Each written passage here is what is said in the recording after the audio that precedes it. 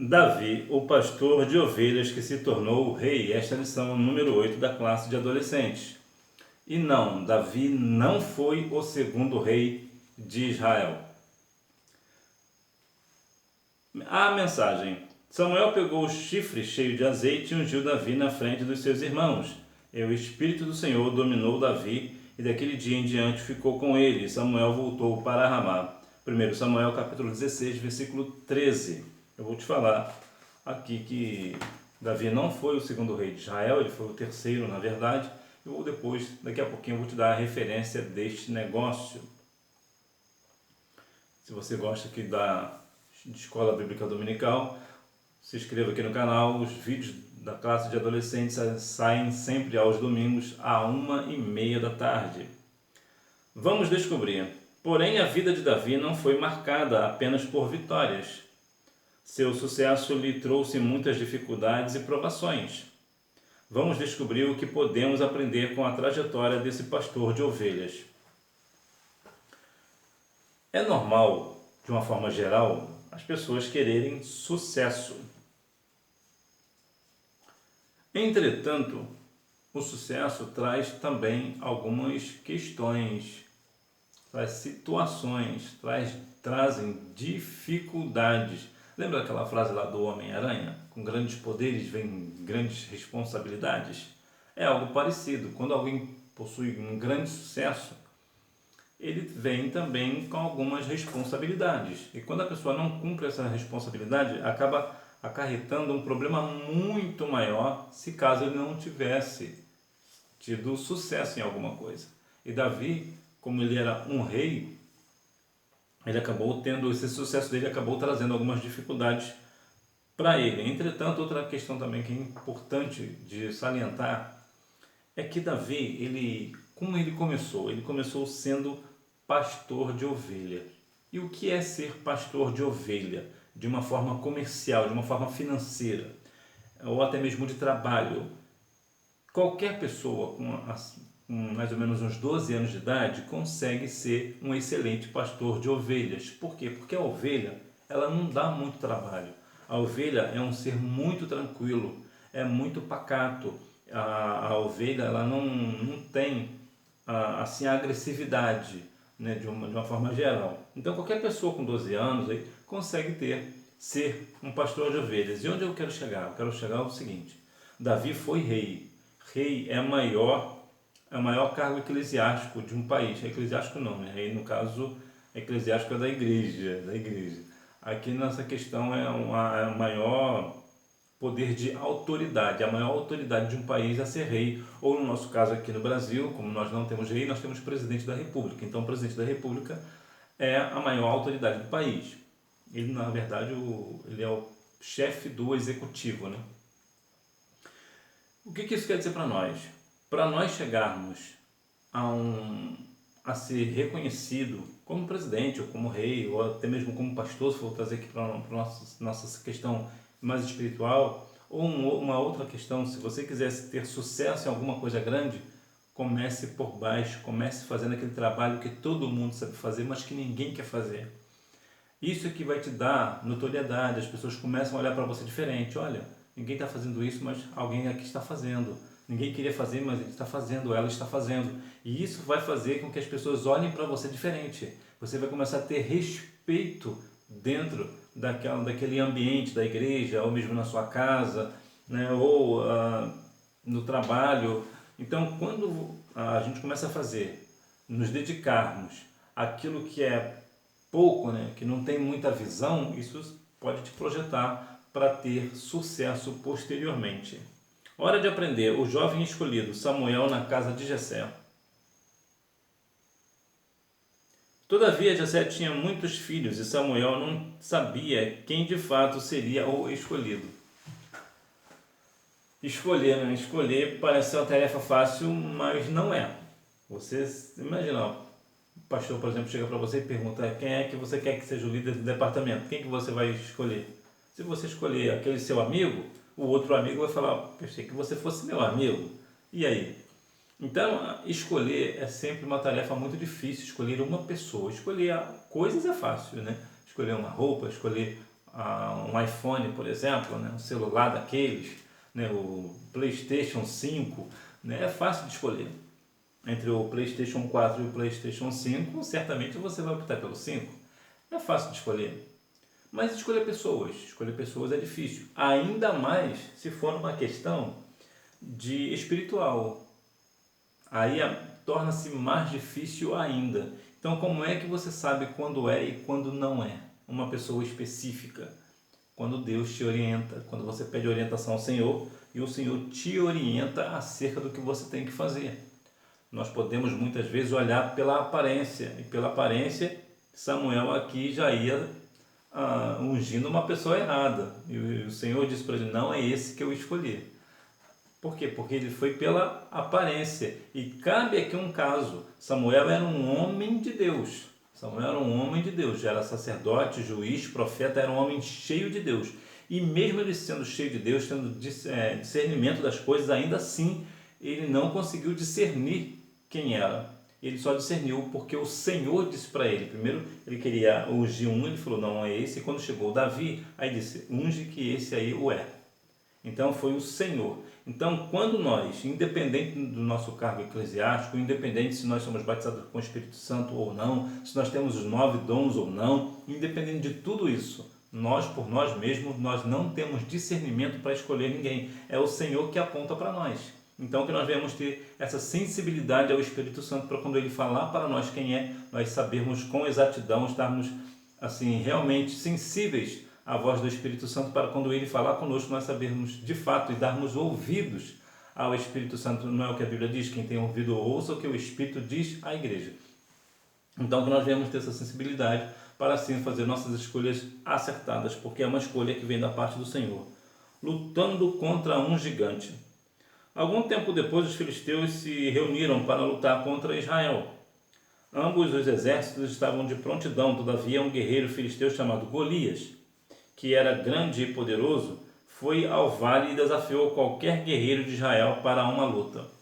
Imagina que esse Golias, ele chegou para as pessoas lá de Israel, para o exército, e disse, você escolhe qualquer um desses de vocês aí, pode ser qualquer um e venha lutar comigo.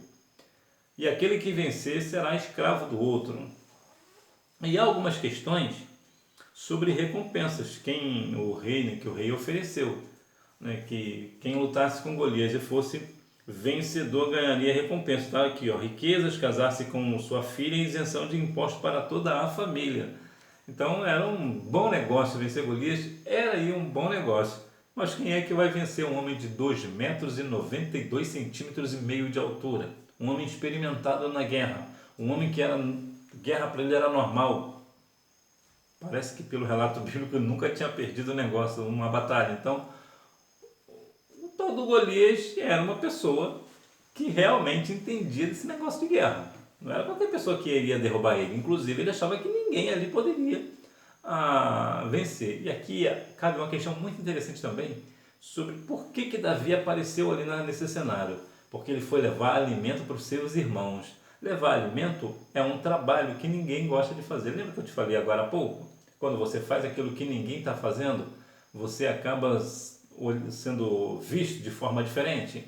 Então Davi foi levar alimento para os seus irmãos. Foi nesse cenário que Davi se deparou com Golias. Ele foi levar alimento para os seus irmãos e se deparou e falou, quem é esse incircunciso que está afrontando o Deus de Israel? Então veja que aqui há uma outra dinâmica. Saul até tentou dar a armadura para Davi, mas não coube. Por quê? Porque cada um tem a sua armadura, né? Como diz Efésios capítulo 6, lá a partir do versículo 10. Então, cada um tem a sua armadura, cada um tem a sua. A minha não vai caber em você e a sua não vai caber em mim. Somos pessoas diferentes, as nossas medidas são diferentes. Então, aqui cabe que cada um tem que ter o quê? A sua armadura diante de Deus, a sua intimidade com Deus. Então veja que, ainda que Saul queria ajudar Davi, Davi não precisou da ajuda de Saul. Por quê? Porque Davi foi com a questão, com o nome do Senhor. E é muito interessante, as pessoas diziam, quando eu era garoto, que Davi pegou 5 pedrinhas, porque 5 pedras significava o nome de Jesus. Faz muito sentido até, né? Jesus era a pedra angular, faz até muito sentido. Entretanto, é muito mais provável que, como Davi era uma pessoa que tinha muita habilidade na questão da funda, né? Ele era, como a gente dizia uma forma de dizer mirolha. A mirolha, quando uma pessoa era muito boa na pontaria, nós falamos que alguém era mirolha. Então talvez ela seria, nem sei se ainda existe esse termo.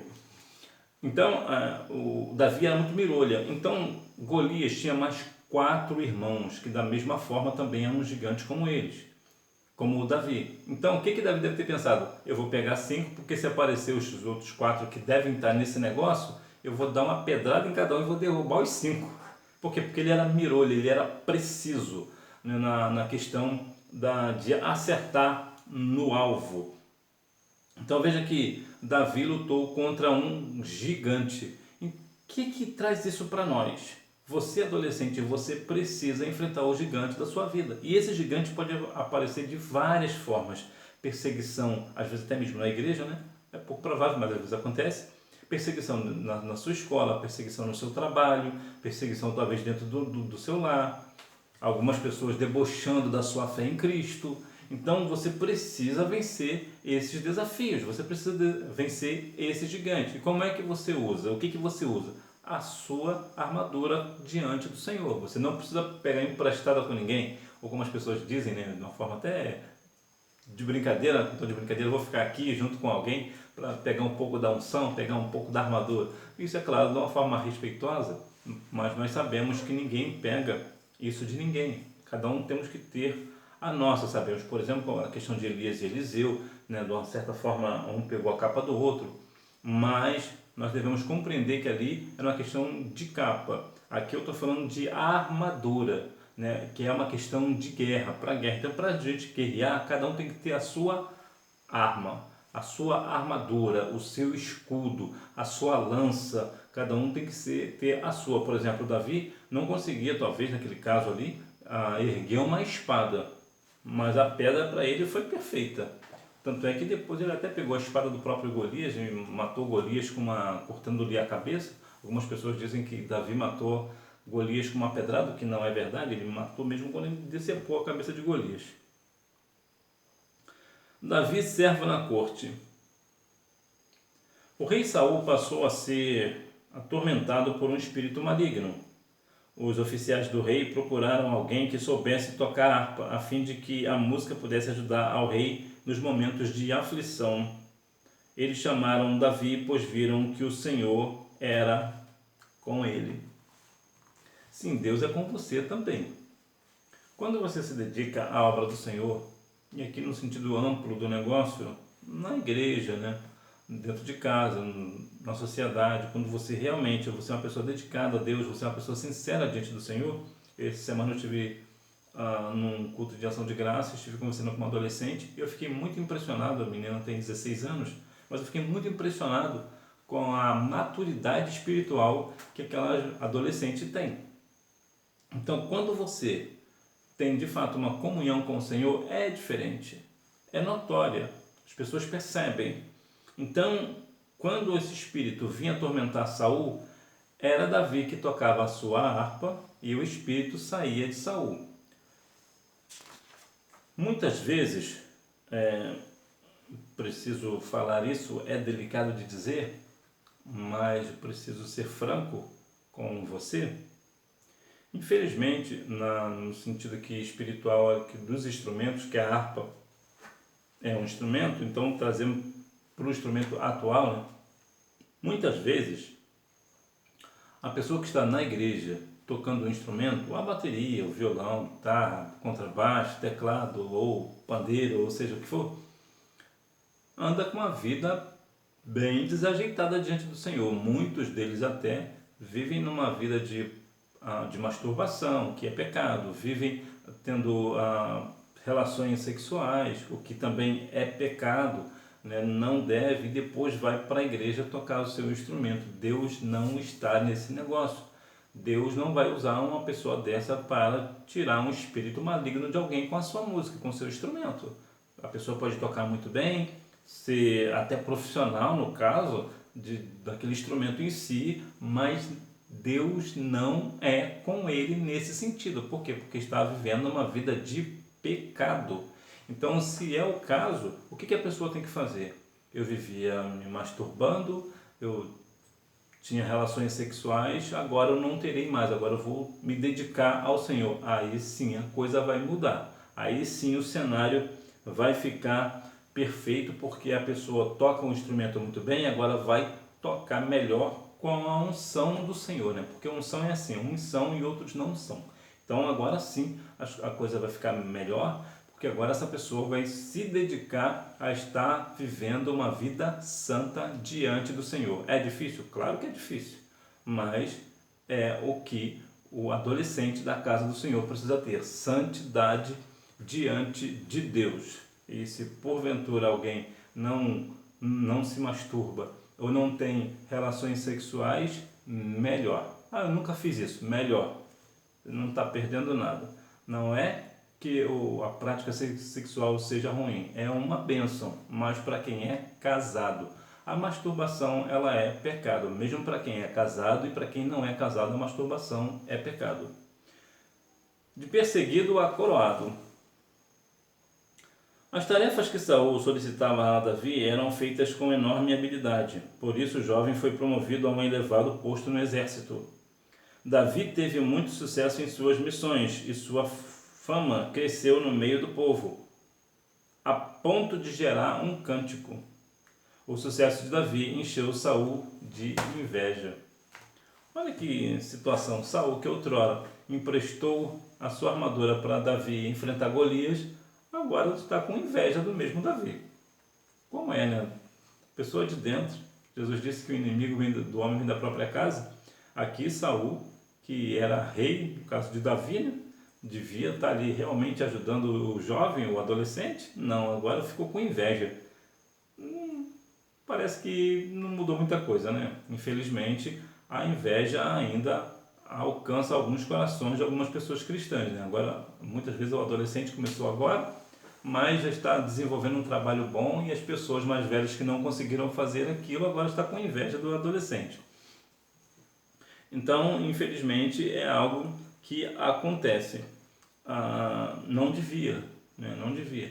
Então, veja que temos algumas situações a ver que Davi era uma pessoa habilidosa, e por essa habilidade dele acabou causando aí inveja naquela pessoa que não tem a mesma habilidade. Nós devemos ter maturidade para entendermos que eu não devo ter algumas habilidades. Já falei aqui algumas outras vezes que cantar não é o meu forte. Eu gosto muito de cantar, eu acho muito bonito quem sabe cantar, mas não dá para mim. Então não é por isso que eu não sei cantar que eu vou ter inveja da pessoa que saiba. Não, eu vou glorificar a Deus pela vida dela. Por quê? Porque ela sabe cantar, essa pessoa sabe cantar muito bem. Então eu vou ficar feliz por ela.